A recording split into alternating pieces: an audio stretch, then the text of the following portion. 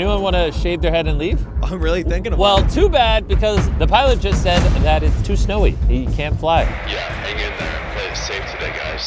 So you're telling me the worst day of the challenge so far is the only day so far that we can't evacuate? What I'm telling you is the days where you're most likely to get hurt are the days the plane can't come.